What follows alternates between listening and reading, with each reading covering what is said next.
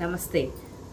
So ఇవాళ topic వచ్చేసి షిరిడి సాయిబాబా గురించి నేను చెప్పాలనుకుంటున్నాను మన వ్యూవర్స్ అందరికీ కూడా. సో మీకు శ్యామారావు జైకర్ గురించి ఏమైనా ఐడియా ఉందా?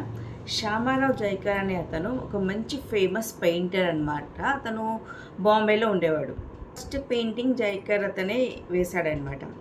సో ఒక్కసారి ఫేమస్ చిత్రకారుడు శ్యామారావు జైకర్ సాయి దర్శనం కోసం ద్వారకామాయికి వచ్చాడనమాట. షిరిడీకి రాకముందు Jaikar Saibaba photo painting interest చూపలేదు. కానీ అతను షిరిడి చేరుకున్నప్పుడు ద్వారకామాయి యొక్క మహిమ అతన్ని సాయిబాబా చిత్రాలను పెయింటింగ్ వేయాలని అనుకున్నాడు. కానీ ఆ టైంలో బాబా దగ్గరికి డైరెక్ట్గా వెళ్ళకుండా శ్యామాని అడిగాడు అనమాట. శ్యామా, నువ్వు వెళ్ళి ఒక్కసారి సాయిబాబా దగ్గర పర్మిషన్ తీసుకొని రండి, బాబా ఒప్పుకుంటే నేను అతని ఆయిల్ పెయింటింగ్ వేయాలనుకుంటున్నానని. సో ఇలాంటి ఫకీర్ పెయింటింగ్ తయారు చేయడం వల్ల ప్రయోజనం ఏమిటి? అప్పుడు అతనిపై ఆయిల్ పెయింటింగ్ వేయడానికి ముందు బాబా అనుమతి పొందవలసి వచ్చింది. కాబట్టి శ్యామ బాబా వద్దకు వెళ్ళి అతని అనుమతి కోరాడనమాట.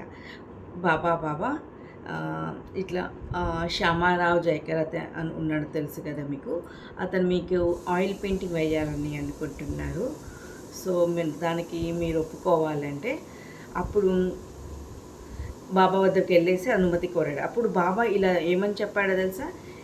నేను ఒక పేద ఫకీర్ని, సో నాకు ఆయిల్ పెయింటింగ్ అవసరం లేదు, కావాలంటే నువ్వు వేయించుకో అని శ్యామాతో బాబా అన్నాడనమాట. సో బాబా మధ్యవర్తిలాగా శ్యామ వెళ్ళేసి బాబాని ఒప్పించాడు. అలాగా ఒప్పించిన తర్వాత బాబా చివరికి జైకర్ ముందు కూర్చొని చిత్రించడానికి అనుమతించాడు.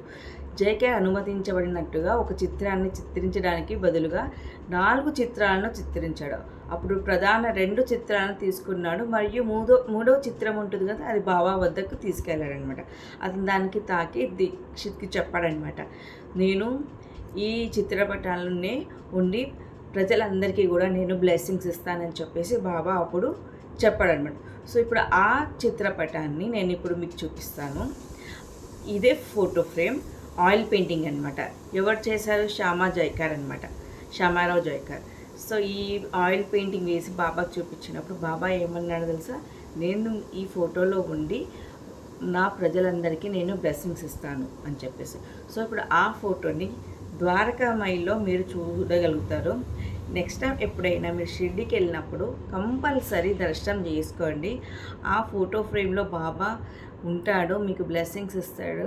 మీకు కావాలంటే బాబాతో ఆ ఫోటోని చూస్తూ మీరు మీ మనసులో ఉన్న కోరికలు చెప్పుకోవచ్చు.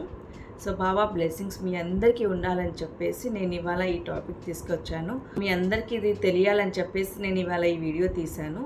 మీ అందరికీ సాయి బ్లెస్సింగ్స్ ఉండాలని చెప్పేసి నేను కోరుకుంటున్నాను. ఓం సాయిరామ్.